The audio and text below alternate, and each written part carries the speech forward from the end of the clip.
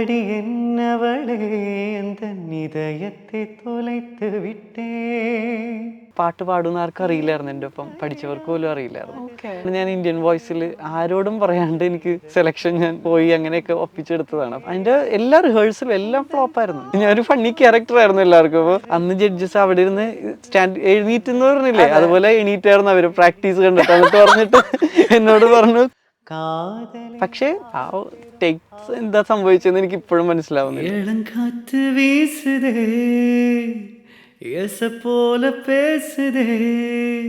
എനിക്ക് ആ മ്യൂസിക് ഒരിക്കലും പ്രയോറിറ്റി ലിസ്റ്റിൽ വെച്ചിട്ടില്ലാത്തൊരു സാധനമാണ് പണ്ടും ഇന്നും. എന്നെ ഇഷ്ടമുള്ള എല്ലാവർക്കും, എൻ്റെ വീട്ടുകാർക്കും ഒക്കെ സെമിനാരി കയറിയപ്പോൾ ഉണ്ടായിരുന്ന ഒരു മെയിൻ ടെൻഷൻ ഇതായിരുന്നു, എൻ്റെ പാട്ട് പോയി. ശ്രീനി സാറ്, സുജാ ചേച്ചി എല്ലാവരും എന്നെ ചീത്ത പറഞ്ഞിട്ടുണ്ടായിരുന്നു.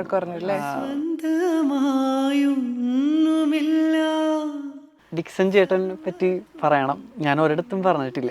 ഏറ്റവും അധികം എന്നെ അണ്ടർസ്റ്റാൻഡ് ചെയ്ത, എൻ്റെ വോയിസിനെ എപ്പോഴും അപ്രീഷിയേറ്റ് ചെയ്തിരുന്ന ഒരു മനുഷ്യൻ ഡിക്സൺ ചേട്ടനായിരുന്നു. പുള്ളിക്ക് ഒത്തിരി പ്രശ്നങ്ങളുണ്ട്, എന്നിട്ടും പുള്ളിയുടെ ലൈഫ് ഒരു ഇൻസ്പിറേഷനാണ്. ഓ പാവനാത്മാവേ. എൻ്റെ അപ്പനും അമ്മയൊന്നും മൂളിപ്പാട്ട് പോലും പാടി ഞാൻ കേട്ടിട്ടില്ല. എന്നെ പ്രഗ്നന്റ് ആയിരുന്നപ്പോൾ അമ്മ അന്തോണി സുനിയാളുടെ നൊവേനപ്പള്ളി ഉണ്ട്, അവിടെ പോയിരിക്കും. എന്തെങ്കിലും ഒരു ടാലന്റ് ഉള്ള കൊച്ചിനെ വേണം. ഞാൻ എന്തോ ഒരു പാട്ട് ഇങ്ങനെ മൂളി, അമ്മ ഇങ്ങനെ പൊക്കിക്കൊണ്ടു പോയി.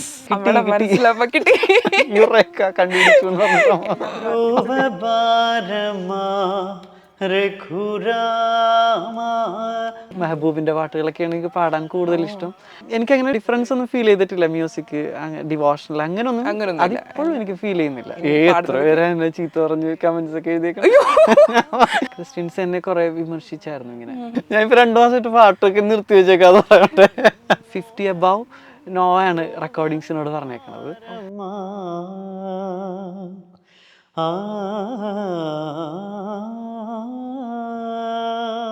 വെൽക്കം അച്ഛാ, welcome to the show. Thank you so much. First തന്നെ ഒബ്വിയസ്ലി അച്ഛൻ പാട്ടിൻ്റെ ആളാണ്. സോ ഈ എപ്പിസോഡ് നമുക്കൊരു മ്യൂസിക്കലി അങ്ങനെ സ്റ്റാർട്ട് ചെയ്യാം, ഒരു സിഗ്നേച്ചർ സോങ്. എനിക്കിഷ്ടം റഹ്മാൻ സോങ്സ് ആണ്. ഓക്കെ. എന്നവളെ അടി എന്നവളെ എந்த இதயத்தை தொலைத்து விட்டேன். எந்த இடம் அது தொலைந்த இடம், அந்த இதத்தையும் மறந்து விட்டேன். உந்தன் கால் கொலுசில் அது தொலைந்ததென்று உந்தன் காலடி தேடி வந்தேன். காதல் என்றால் பெரும் அவஸ்தை என்று உன்னை கண்டது கண்டு கொண்டே. எந்தன் கழுத்து வரை இன்று காதல் வந்து இரு கண் விழி பிதுங்கி நின்றேன். என்னவளே அடி என்னவளே எந்தன் இதயத்தை தொலைத்து വിട്ടേൻ. അടിപൊളി. Thank you. പക്ഷെ അച്ഛനോട് പാട്ട് പാടാൻ പറയുമ്പോൾ ഒബ്വിയസ്ലി എല്ലാവരും ഫസ്റ്റ് എക്സ്പെക്ട് ചെയ്യുന്ന ഒരു പാട്ടുണ്ട്. അതുകൊണ്ട് തന്നെയാണ് ഇന്റൻഷനലി. പക്ഷെ അൻപേ അൻപേ സോങ് ഉണ്ടാക്കിയ ഒരു ഇമ്പാക്ട് എന്ന് പറയുന്നത് വളരെ ഭീകരമാണ്. ആക്ച്വലി ആ ഇന്ത്യൻ വോയിസ് എന്ന് പറഞ്ഞിട്ടൊരു ആ റിയാലിറ്റി ഷോയില് അച്ഛനെ ഫസ്റ്റ് പാടിയ പാട്ടല്ലേ അത്? ഫസ്റ്റ് സോങ് ഒരു സ്റ്റേജിൽ ഫസ്റ്റ് ടൈം ചെല്ലുമ്പോൾ തന്നെ അത്രയും ഒരു വലിയൊരു അപ്രിസിയേഷൻ. അതായത് അത്ര ലെജൻസ് ആയിട്ടുള്ള ജഡ്ജസ് സ്റ്റാൻഡിങ് ഓവേഷൻ തരുന്നു, സ്റ്റേജിലേക്ക് വരുന്നു, കെട്ടിപ്പിടിക്കുന്നു. ആ ഒരു മൊമെന്റ് ഒന്ന് ഓർത്തെടുക്കുമ്പോൾ ഹൗ ഡു യു ഫീൽ? കുറേ കാലം പാടൂലായിരുന്നു ഞാൻ. പാട്ടൊക്കെ സ്റ്റോപ്പ് ചെയ്തിരിക്കുന്ന ഒരു ടൈം ഉണ്ടായിരുന്നു. ഞാൻ ഡിഗ്രി 3 years പാട്ട് പാടുന്ന ആർക്കും അറിയില്ലായിരുന്നു, എൻ്റെ ഒപ്പം പഠിച്ചവർക്ക് പോലും അറിയില്ലായിരുന്നു. അപ്പോൾ അതൊക്കെ കഴിഞ്ഞിട്ടാണ് ഞാൻ ഇന്ത്യൻ വോയിസിൽ ആരോടും പറയാണ്ട് എനിക്ക് സെലക്ഷൻ ഞാൻ പോയി അങ്ങനെയൊക്കെ ഒപ്പിച്ചെടുത്തതാണ്. അപ്പോൾ അതിൻ്റെ ഗ്രൂമിങ് സെഷൻ 3 years കണ്ടിന്യൂസ് പാടാതിരുന്നതിൻ്റെ ഒരു കോൺഫിഡൻസ് ഇല്ലായ്മ എനിക്കും ഉണ്ടായിരുന്നു, ഭയങ്കരമായിട്ടുണ്ടായിരുന്നു. അപ്പോൾ അതുകൊണ്ട് തന്നെ ആ 24 സെലക്റ്റഡ് കണ്ടസ്റ്റൻസിൽ ആദ്യം ഔട്ടാകുമെന്ന് പ്രെഡിക്റ്റ് ചെയ്ത കണ്ടസ്റ്റൻസിൽ ഒരാൾ ഞാനായിരുന്നു. അപ്പോൾ അതിൻ്റെ എല്ലാ റിഹേഴ്സലും എല്ലാം ഫ്ലോപ്പായിരുന്നു. ഞാനൊരു ഫണ്ണി ക്യാരക്ടർ ആയിരുന്നു എല്ലാവർക്കും. അപ്പോൾ റിഹേഴ്സൽ സമയത്തൊക്കെ യെസ്, ആ ടേക്ക് പറയുന്നതിന് മുന്നേ ഒരു 4 line പ്രാക്ടീസ് ചെയ്തായിരുന്നു. നിങ്ങൾ യൂട്യൂബിൽ കാണുന്ന പാട്ടില്ല, അതിൻ്റെ ഒരു 4 line പ്രാക്ടീസ് ചെയ്തായിരുന്നു.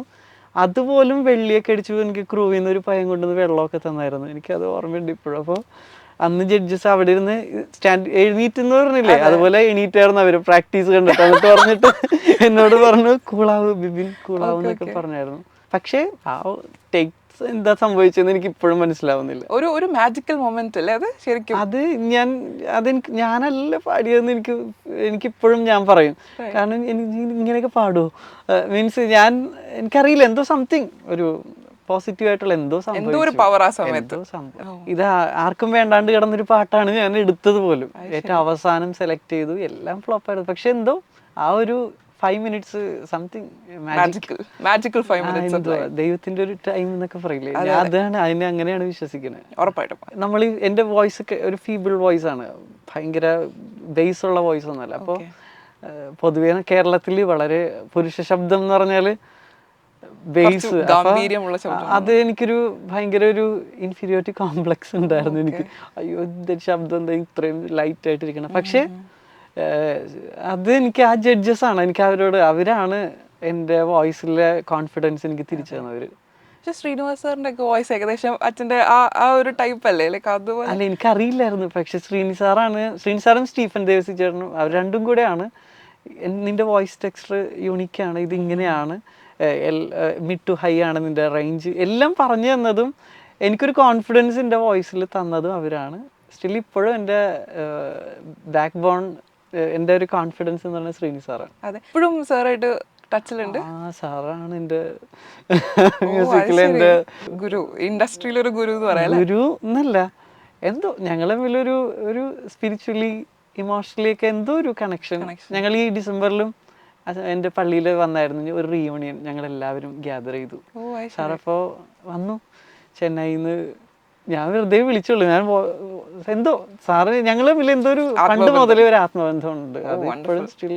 ഞാൻ ഇന്റർവ്യൂവിലൊക്കെ അച്ഛൻ സംസാരിക്കുമ്പോൾ ഞാൻ കേട്ടായിരുന്നു, അച്ഛൻ ഇന്ത്യൻ വോയിസിൽ പാടാൻ പോകുമ്പോൾ അച്ഛൻ ഏറ്റവും കൂടുതൽ സപ്പോർട്ടീവായിട്ട് അല്ലെങ്കിൽ അതിനൊരു പുഷ് തന്ന ഒരാള് ഡിക്സൺ അത് ഞാൻ അതിന്റെ ഇൻട്രോ വീഡിയോയിലൊക്കെ ചേട്ടനെ കാണിച്ചിട്ടുണ്ടായിരുന്നു. സോ അത് ആ ചേട്ടനെ കുറിച്ച്, ആ ഒരു സപ്പോർട്ട് സിസ്റ്റം എങ്ങനെയായിരുന്നു, അതിനെ കുറിച്ചൊരു. ഡിക്സൺ ചേട്ടനെ പറ്റി പറയണം, ഞാൻ ഒരിടത്തും പറഞ്ഞിട്ടില്ല ചേട്ടനെ പറ്റി. ഡിക്സൺ സാറാണ്, മ്യൂസിക് സാറാണ്. അപ്പോൾ ഞങ്ങളൊരു ഗുരുവിന്റെ കീഴിലാണ് പഠിച്ചുകൊണ്ടിരുന്നത്. ഡിക്സൺ ചേട്ടൻ രക്ഷ എന്ന് പറഞ്ഞ സ്പെഷ്യൽ എഡ്യൂക്കേഷൻ സ്കൂളിലെ മ്യൂസിക് സാറാണ്.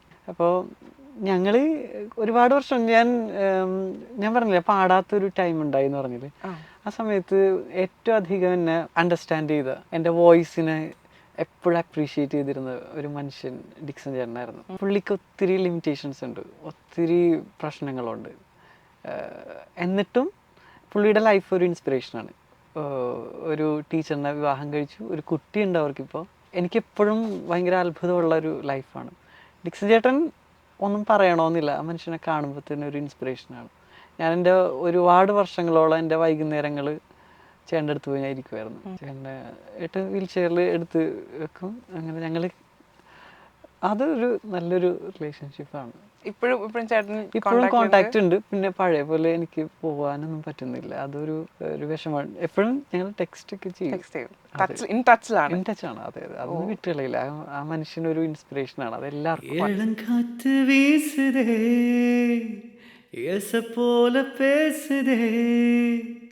വളയാத മൂക്കിലിൽ രാഗം വളഞ്ഞു ഓടുതേ, മേഘം മുഴിച്ചു കേക്കുതേ, കരുമ്പാറ മനസ്സില മയിൽ തൂഹ വിരിക്കുതേ, മഴച്ചാരൽ തെറിക്കുതേ, പുൽവെളി പാത വിരിക്കുതേ, വാനവിൽ കുടയും പിടിക്കുതേ, പുൽവെളി പാത വിരിക്കുതേ, മണിനോസ കേട്ട് മനക്കதவு திறக்குதே, புதிய தாளம் போட்டு உடல் காத்தில் மிதக்குதே, இளங்காற்று വീசுதே. അപ്പം അച്ഛൻ ഈ ഒരു റിയാലിറ്റി ഷോയുടെ കഴിഞ്ഞിട്ടുള്ള ആ ഒരു സമയം, അത് കഴിഞ്ഞ് അച്ഛനാവാൻ വേണ്ടി പോകുന്ന സമയത്തും എങ്ങനെ ഈ ഒരു പാട്ട് കണ്ടിന്യൂ ചെയ്യാൻ പറ്റി? അതിനുള്ളൊരു പ്രിപ്പറേഷൻസ്, അല്ലെ അവിടെ അത് കൈവിട്ട് പോകരുത് എന്നുള്ളൊരു തോട്ട് ഉണ്ടായിരിക്കുമല്ലോ മനസ്സിൽ, സെമിനാരി കയറുമ്പോൾ. അത് എങ്ങനെ അത് കണ്ടിന്യൂ ചെയ്യാൻ പറ്റി? ഞാൻ സെമിനാരിൽ കയറിയപ്പോൾ ഒരിക്കലും ഞാൻ മ്യൂസിക് എനിക്ക് ആ മ്യൂസിക് ഒരിക്കലും പ്രയോറിറ്റി ലിസ്റ്റിൽ വെച്ചിട്ടില്ലാത്തൊരു സാധനമാണ് പണ്ടും ഇന്നും. എന്തോ എല്ലാം ലക്കിന്റെ പ്രയോറിറ്റി ലിസ്റ്റിൽ അങ്ങനൊന്നും ഇല്ലെന്ന് തോന്നുന്നു. അത് ഓരോ പ്രായത്തിലും ഓരോ കാര്യങ്ങളൊക്കെ ഇങ്ങനെ വന്നിരിക്കുന്നത്. അപ്പൊ മ്യൂസിക് ഒരിക്കലും വന്നിട്ടില്ല. മ്യൂസിക് ഒരിക്കലും വന്നിട്ടില്ല, ഇപ്പോഴും ഇല്ല. അപ്പോൾ അതുകൊണ്ട് തന്നെ അങ്ങനത്തെ ഒരു ടെൻഷൻ എനിക്ക് ഉണ്ടായിരുന്നില്ല. പക്ഷെ ബാക്കിയുള്ളവർക്ക്, എന്നെ ഇഷ്ടമുള്ള എല്ലാവർക്കും, എൻ്റെ വീട്ടുകാർക്കും ഒക്കെ സെമിനാരിൽ കയറിയപ്പോൾ ഉണ്ടായിരുന്ന ഒരു മെയിൻ ടെൻഷൻ ഇതായിരുന്നു, എൻ്റെ പാട്ട് പോയി. ശ്രീനി സാറ്, സുജാ ചേച്ചി, എല്ലാവരും എന്നെ ചീത്ത പറഞ്ഞിട്ടുണ്ടായിരുന്നു, ലൈറ്റ് ഇട്ട് പോയി. പക്ഷേ സെമിനാറിൽ കയറിയപ്പോഴാണ് ഞാൻ മ്യൂസിക്കിൽ ഫോക്കസ് ചെയ്തത്, കുറച്ചും കൂടി ഫോക്കസ് ചെയ്തത്. സീരിയസ്ലി എൻ്റെ ഈ ഒരു 8 years ഞാൻ ഉണ്ടായിരുന്നുള്ളൂ സെമിനാരി ഫോർമേഷൻ.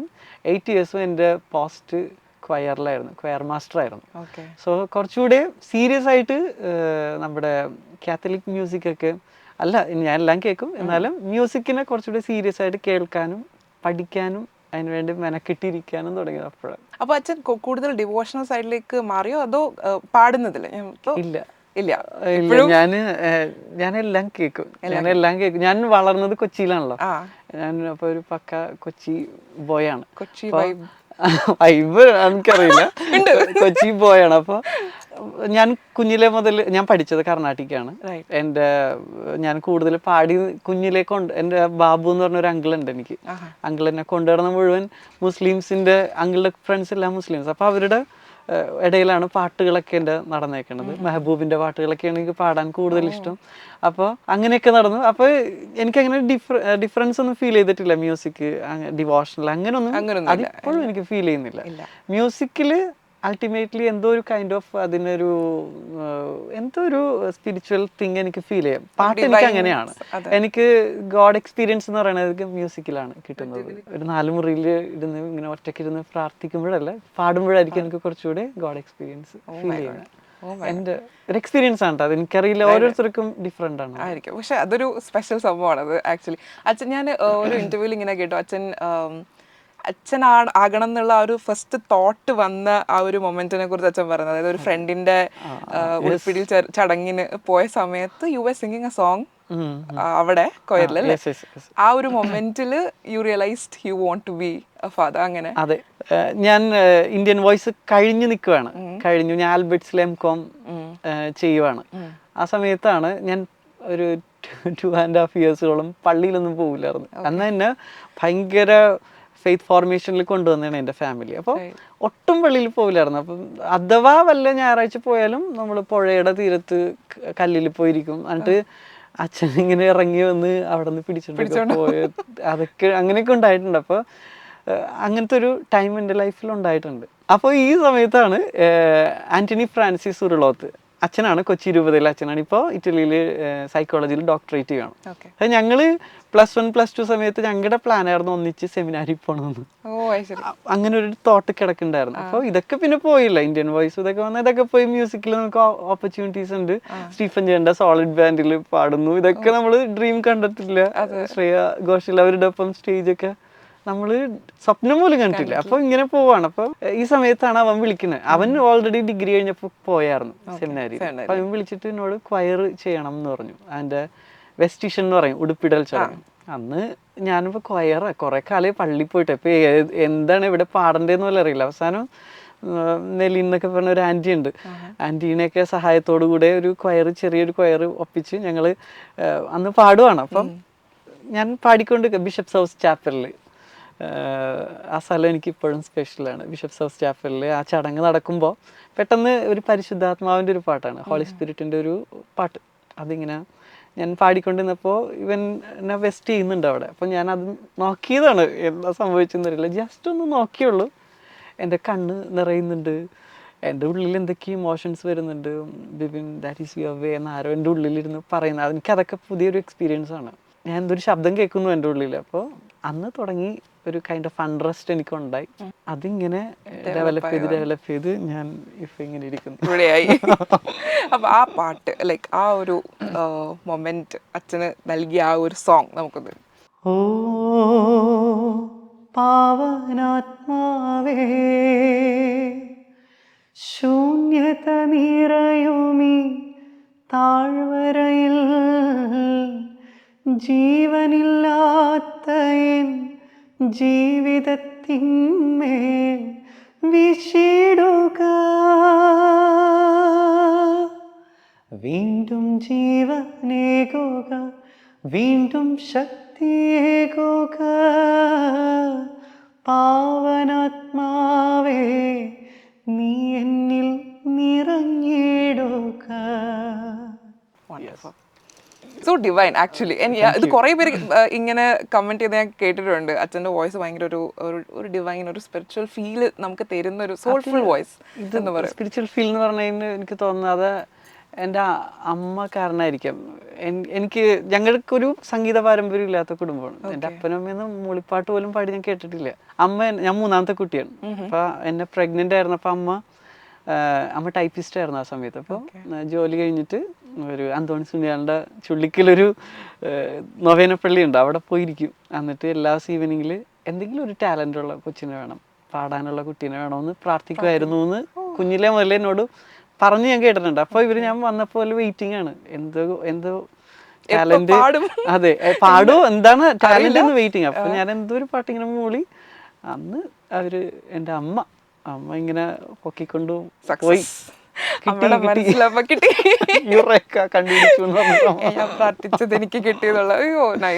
അതായിരിക്കാം അപ്പൊ ചോദിച്ചു വാങ്ങിയതാണ് ദൈവത്തിന്റെ കയ്യിൽ നിന്ന്. അതായിരിക്കാം ആളുകൾക്ക് അങ്ങനെ ഫീൽ ചെയ്യുന്നത്. ഞാൻ വാ തുറന്ന് പാടും, അല്ലാണ്ട് ഞാൻ ഇതിനു വേണ്ടി ഒരു എഫേർട്ട് ഇട്ടിട്ടില്ല. അച്ഛൻ കർണാട്ടിക് കുറച്ച് പഠിച്ചിട്ടില്ലേ? വളരെ കുറച്ച്. അതൊരു കണ്ടിന്യൂസ് അല്ല, പല ഗുരുക്കന്മാരുടെ കീഴിലാണ്. ഒരു 12 ഇയേഴ്സ്. അതാണോ കുറച്ച്? എനിക്ക് അതാ പറഞ്ഞത്, ഞാൻ അത്ര സീരിയസ് ആയിരുന്നില്ല സ്റ്റഡീസിൽ. വീട്ടുകാർ വിട്ടു പോയി, ടാലന്റ് ഉണ്ട് പോയി. അപ്പോ ഞാൻ പല ഗുരുക്കന്മാരാണ്. രാമൻകുട്ടി ഭാഗവതരുടെ അടുത്താണ് തുടങ്ങിയത്, യേശുദാസ് സാറിന്റെ ഗുരു. ഞാൻ പഠിച്ചതും ദാസ് സാറിന്റെ സ്കൂളില്. ചെറുതല്ലേ പറഞ്ഞു വരുമ്പോ. ദാസ് സാറിന് ശേഷം ഇങ്ങനെ യൂത്ത് ഫെസ്റ്റിവലിനൊക്കെ പോയി പ്രൈസ് സ്റ്റേറ്റിലൊക്കെ വാങ്ങിയ ഞാനായതുകൊണ്ട് അതിന്റെ ഒരു സ്പെഷ്യൽ കൺസേൺ എനിക്ക് ഉണ്ടായിരുന്നു. സെയിന്റ് സെബാസ്റ്റ്യൻ കൊച്ചുപള്ളി സ്കൂൾ എന്ന് പറയും.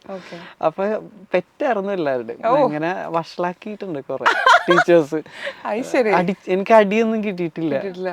അതിന്റെയൊക്കെ ഒരു പ്രശ്നം എനിക്ക് ഉണ്ടായിട്ടുണ്ട്. അത് അഡ്വാൻറ്റേജും ആണ്, അറ്റ് ദ സെയിം ടൈം ഡിസഡ്വാൻറ്റേജും ആണ്. പക്ഷെ മോസ്റ്റ്ലി അഡ്വാൻറ്റേജ് ആണ്. പക്ഷെ എന്തായാലും മോസ്റ്റ്ലി അഡ്വാൻറ്റേജ് ആണ്. അത് പിള്ളേർക്കൊക്കെ എന്നോട് കൂട്ടുകാർക്കൊക്കെ ഒരു പ്രശ്നമായിരുന്നു. എല്ലാരും പാട്ട് പാടി അങ്ങ് കോംപ്രമൈസ് ചെയ്യിപ്പിക്കുമായിരുന്നു, പാടി വളച്ചിട്ടേക്കുമായിരുന്നു. ഓ ഞാനത് എങ്ങനെ ചോദിക്കുന്നതായിരിക്കും അച്ഛനായിട്ട് പറഞ്ഞതുകൊണ്ട്. അപ്പൊ അച്ഛന് എന്തായാലും ഒരുപാട് ഫാൻസ് ഉണ്ടായിരുന്നു കോളേജിലും സ്കൂളിലും ഒക്കെ അല്ലേ? അച്ഛൻ അങ്ങനെ പറയും, അച്ഛൻ ഇച്ചിരി എന്നാലും നമുക്കറിയാലോ, നമ്മള് ഇത്രയും പബ്ലിക് പ്ലാറ്റ്ഫോംസിലൊക്കെ അച്ഛൻ ഇഷ്ടംപോലെ കാണുന്നതല്ലേ, സോങ്സിലും അതിലൊക്കെ. അപ്പൊ കമന്റ്സ് വായിക്കുമ്പോ തന്നെ അറിഞ്ഞോ എന്തോരം ആരാധകരുണ്ട്, എത്ര പേരുണ്ട് അച്ഛൻ ചീത്ത പറഞ്ഞു കമന്റ്സ് ഒക്കെ ഞാൻ വായിച്ചിട്ടില്ലാട്ടോ, ഞാൻ കണ്ടിട്ടില്ല. ഞാൻ അതൊക്കെയും സെർച്ച് ചെയ്യുന്നു. ആണോ? അത് ഞാൻ നെഗറ്റീവ് കമന്റ്സ് കാണാൻ ഭയങ്കര ഇഷ്ടമാണ്. എല്ലാവരും കാണിച്ചു കൊടുക്കും. നെഗറ്റീവ് കമന്റ്സ് കാണാൻ ഇഷ്ടമാണ്.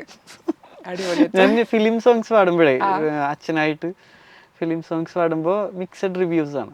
അത് അവരുടെ ഒപ്പീനിയൻസ് ആണ്, ഞാൻ റെസ്പെക്ട് ചെയ്യും. പിന്നെ എനിക്ക് മ്യൂസിക് ഒരു ഡിഫറൻസ് ഫീൽ ചെയ്യാറില്ല. ഞാൻ പാടും. ഞാൻ റെസ്പെക്ട് ചെയ്യും, നമ്മള് അങ്ങനെയാണല്ലോ. അതെ. പക്ഷെ ഞാൻ ഈ അച്ഛനായതിനു ശേഷം നമ്മൾ ഈ ഫിലിം സോങ്സ് പാടുമ്പം അതിന് മുന്നേ പാടിയിട്ടുള്ളപ്പോഴും ഇതേ റിയാക്ഷൻ വന്നിട്ടുണ്ടോ, അതോ ഇപ്പൊ വന്നൊരു റിയാക്ഷൻ ആണോ? അങ്ങനെ വന്നതാ അത് എനിക്കറിയില്ല. അത് നമ്മള് കാസക്കില് ഞാൻ എടുത്ത ഫ്ലവേഴ്സിലൊരു ടോപ്പ് സിംഗറിൽ 2 ഫിലിം സോങ് ഇങ്ങനെ അവർക്ക് ഡ്യുവറ്റ് റൗണ്ട് എൻ്റെ ഒപ്പം ഉണ്ടായി. അപ്പോൾ പാടാൻ പോയിണ്ടായിരുന്നു. അപ്പോൾ അതെനിക്ക് മിക്സഡ് റിവ്യൂ ആയിട്ടാണ് എനിക്ക് വന്നത്. എങ്ങനെ നമ്മളുടെ ക്രിസ്ത്യൻസ് എന്നെ കുറെ വിമർശിച്ചായിരുന്നു ഇങ്ങനെ. അത് ഞാൻ പോസിറ്റീവ്ലി കാണുന്നു. അവര് കുറച്ചുകൂടെ അവരുടെ ഒരു തോട്ടിലുള്ളൊരു പ്രീസ്റ്റ്ഹുഡ് ഉണ്ടല്ലോ, അവര് അങ്ങനെ ആയിരിക്കാം. പക്ഷെ ഞാൻ അങ്ങനെ, എനിക്ക് ആ ഒരു കൈൻഡ് ഓഫ് ഫോർമേഷൻ കിട്ടിയിട്ടില്ല. കുഞ്ഞിലെ മുതലേ മ്യൂസിക്കില് ഡിഫറൻസ് ഇല്ലാതെയാണ് ഞാൻ എനിക്ക് കിട്ടിയ ഗുരുക്കന്മാര് അസാധ്യ ടാലന്റ് അതിനേക്കാൾ ഉപരിയായിട്ട് നല്ല മനുഷ്യരായിരുന്നു. അപ്പോൾ എനിക്ക് അവരുടെ ഫോർമേഷനാണ് കിട്ടിയേക്കണം മുഴുവൻ. എനിക്ക് അങ്ങനെ ഒന്നുമില്ല. ക്രിസ്ത്യൻ, ഹിന്ദു, സ്പിരിച്വാലിറ്റി എന്ന് പറയുമ്പോൾ ഈശോയുടെ പാട്ടുകൾ മാത്രം പാടുക ഇല്ല. സംഗീതം തന്നെ ഒരു സ്പിരിച്വൽ വേ ആണ് എന്ന് പഠിപ്പിച്ചു തന്നേക്കുവാണ് അവര്. സോ ഞാൻ അങ്ങനെയാണ് പോകുന്നത് ഇതുവരെ. എൻ്റെ തോട്ടൊക്കെ ഇനി ഭാവിയിൽ എനിക്കറിയില്ല എങ്ങനെയാണ് ചേഞ്ച് ആവുന്നത്. നമ്മളുടെ ഓരോ പ്രായം കഴിയുമ്പോൾ, മുതിർന്നു വരുമ്പോ പ്രായോഗമല്ലോ ചിന്തകൾക്ക്. പക്ഷെ ഈ ചിന്തയ്ക്ക് പ്രായമാവാതിരിക്കട്ടെ, മാറ്റങ്ങളൊന്നും വരാതിരിക്കട്ടെ എന്ന് ഞങ്ങളിങ്ങനെ എന്താ ബിലീവ് ചെയ്യുന്നു. ഓൾസോ ഞാൻ അച്ഛനിപ്പോ ഇങ്ങനെ ഫിലിം സോങ്സ് ഒക്കെ പാടുമ്പോ, സോറി എന്റെ ക്വസ്റ്റ്യൻ എന്തായിരുന്നു? ഒരു മിനിറ്റ്. അപ്പം അച്ഛൻ ഈ കർണാട്ടിക് ബാക്ക്ഗ്രൗണ്ട് ഇത്രയും സ്ട്രോങ് ആയിട്ടില്ല. 12 വർഷം കർണാട്ടിക് പഠിച്ചിട്ട് ഞാൻ എന്റെ അധ്യാപകരൊക്കെ ഉണ്ട് തല്ലും. അതുകൊണ്ട് ഞങ്ങളിപ്പോൾ സാധാരണക്കാരെ വെച്ച് നോക്കുമ്പോ അങ്ങനെ പറയാലോ, കുഴപ്പമില്ലോ. അപ്പൊ എന്നാ കർണാട്ടിക്കിൽ ഒരു എന്തെങ്കിലും ഒരു രഘുരാമ ബ്രോവബാരമ രഘുരാമ ബ്രോവബാരമ രഘുരാമ ഭുവനമില്ലനി വൈനന്നോഗനി ബ്രോവബാരമ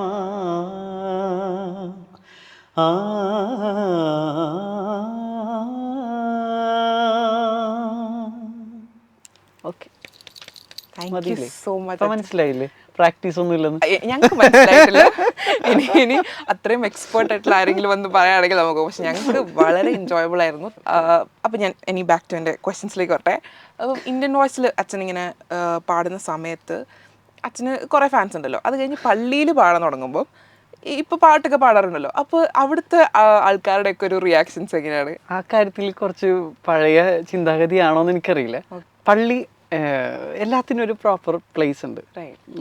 അൾത്താര, ഞാൻ നിൽക്കുന്ന അൾത്താരയിലാണല്ലോ. അൾത്താര ഒരു ഓൾറെഡി എല്ലാ ആളുകൾ നിൽക്കുന്ന ഇടങ്ങത്തേക്കാൾ ഒത്തിരി പൊങ്ങിയൊക്കെ അല്ലേ നിൽക്കുന്നത്. അപ്പോൾ അത് ഒരു സ്റ്റേജായിട്ട് തെറ്റിദ്ധരിക്കപ്പെടാൻ സാധ്യതയുണ്ട്. അതൊരു പെർഫോമൻസിൻ്റെ സ്ഥലമല്ല. നമുക്ക് ടാലൻ്റ് ഉണ്ടാവും, എന്തുണ്ടാവും, പക്ഷെ അത് പെർഫോം ചെയ്യാനുള്ള ഒരു സ്പേസ് അല്ല അത്. അത് ടോട്ടലി അതൊരു വിശുദ്ധ സ്ഥലമാണ്.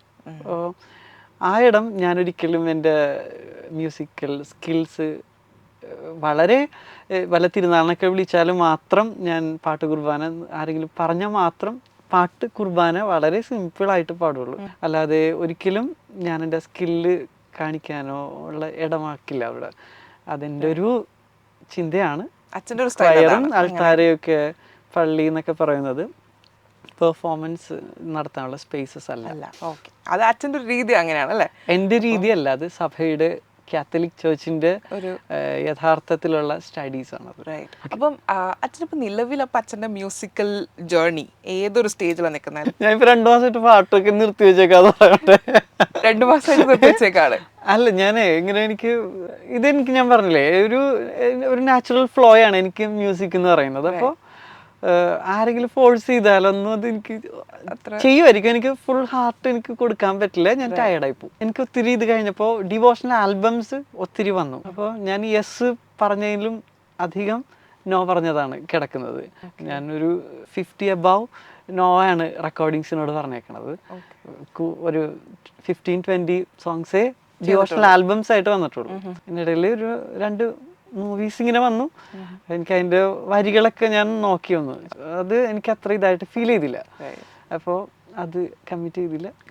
പിന്നെ എബ്രോഡ് ഷോസ് വരാറുണ്ട്. ഞാൻ ഒരെണ്ണത്തിന് പോയി, കുവൈറ്റിൽ പോയി എന്ന് നോക്കി. എനിക്ക് കംഫർട്ടബിൾ ആണ് എന്നൊക്കെ തോന്നിയാലേ ഞാൻ അങ്ങനെയൊക്കെ പോകാറുള്ളൂ. എങ്ങനെ വന്നാലും പ്രയോറിറ്റി എൻ്റെ പ്രീസ്റ്റ്ഹുഡ് മിനിസ്ട്രിയാണ്. ഈ 2 മാസമായിട്ട് അച്ഛൻ ഇങ്ങനെ പാട്ട് സ്റ്റോപ്പ് ചെയ്തിരിക്കുന്നു പറയുന്നതിന്റെ റീസൺ എന്താണ്? റീസൺ ഇത്രേ ഉള്ളൂ. എല്ലാ കാര്യത്തിലൊരു നമ്മളൊന്ന് പോസ് ചെയ്ത് മാറി നിന്ന് നോക്കണമല്ലോ. ഒബ്സർവേഷൻ വെരി ഇമ്പോർട്ടൻ്റ് ആണത്. നമ്മളുടെ വേ കറക്റ്റ് ആണെന്നൊക്കെ അറിയേണ്ടത്. എനിക്ക് എല്ലാ കാര്യം ചെയ്യുമ്പോഴും ഒരു പോസ് ഉണ്ട്, എല്ലാ കാര്യത്തിലും ഉണ്ട്. എനിക്ക് ഞാനിപ്പോഴത്തെ സുഷിൻ ശ്യാമിന്റെ പാട്ടുകളൊക്കെ എപ്പോഴും കേൾക്കുന്ന ആള്. ശരി, ആ ജിക് ബോക്സ് ഒക്കെ എപ്പോഴും മുറിയിൽ ഓണായിരിക്കും.